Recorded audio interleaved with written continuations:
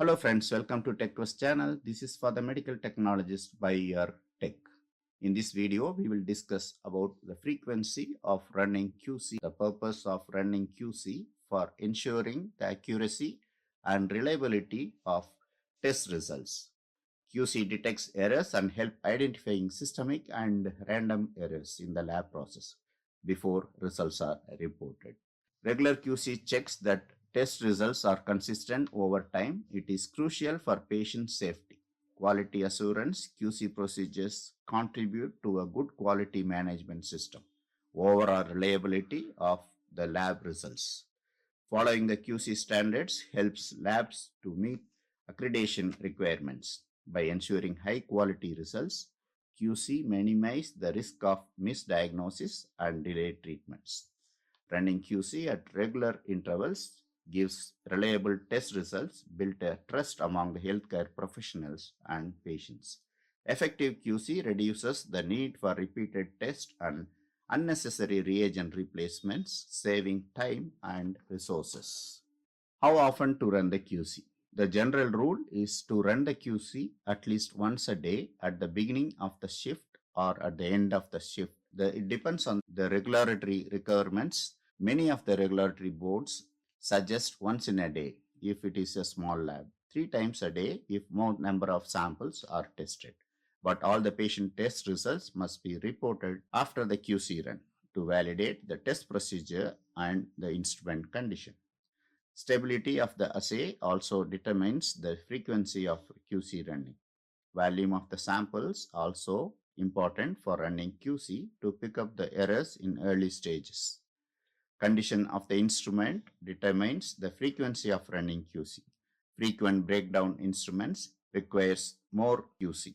The knowledge of the lab personnel also important to pick up the erroneous results at the early stage. Consider risk management, evaluate the risk of an accurate results for each specific test. High risk test requires more frequent QCs. Critical test needs more frequent QC running. Critical lab results indicating a potentially life-threatening conditions requires immediate action or notification to the healthcare providers.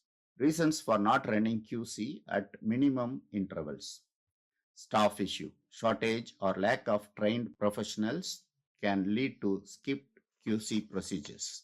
Time constraints. High workload and pressure to deliver results quickly may result in QC overlooked.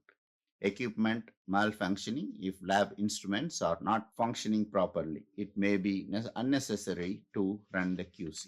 Inadequate supplies, lack of quality control materials or reagents can prevent QC running at less frequencies. Inconsistent protocol.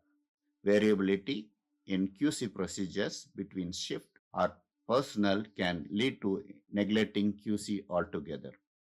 Outdated SOPs. If SOPs are not regularly updated, labs may not follow necessary QC steps. External pressure.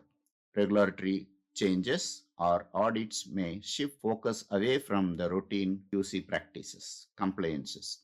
Overconfidence in the testing process result may lead to a belief that the QCs are unnecessary. Fear of delay. Concern about delays in reporting results can discourage labs from conducting QC results. Fear of delay. Concerns about delays in reporting results can discourage labs from conducting QC checks. Unavailability of instrument. Shortage of instruments, breakdown of instruments, and availability of single or fewer instruments forced to avoid running QC. Okay, at what intervals we need to run the QC? Once a day if the number of samples are less than 200. If more samples are tested, 3 times a day or each shift is required. It is advisable to run at least one level at each 100 samples. Types of quality control materials. For qualitative methods, a positive and negative controls must be tested before the patient sample. Positive control confirms that the test can detect the target analyte, a known positive sample used to ensure the test functions correctly. Negative control ensures that the test does not produce a false positive. A sample like the target analyte is tested. Integrated controls. In rapid ELISA chromatography test, internal control often included in the test strip itself. This control indicates whether the test has been performed correctly. It shows the sample has followed through the test properly. The stroke disk diffusion antibiotic sensitivity method used to determine the antibiotic sensitivity of bacteria by comparing the growth of a test strain with the control strains on the same agar plate. The thickness of the media, the quality of the growth plate, and the inoculum density errors are detected for each antibiotic on the bacteria inoculated from the patient's sample.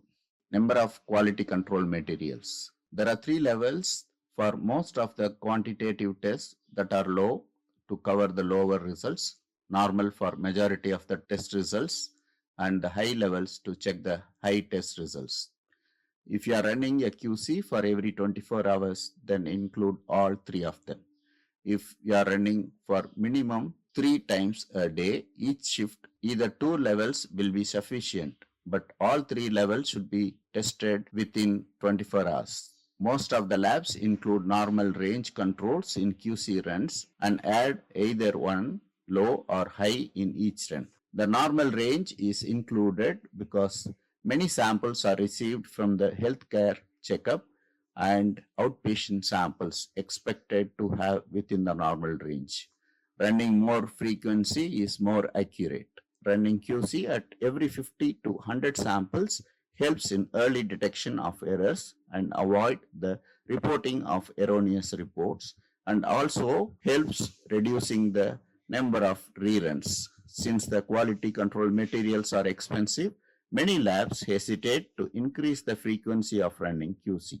But compared to the reruns of the error reports, the reagent wastage, the time delay, and the lab repetition, it's better to run more QCs than repeats. The pooled serum QCs and the previous batch fresh sample at regular intervals between the commercial QC materials can save the QC cost. The condition of the instrument and frequent breakdown of the instrument also needs more frequent QC results. Frequently failing QC test should be monitored carefully and needs more frequent QC results. A well-experienced lab professionals can pick up the errors at the early stage.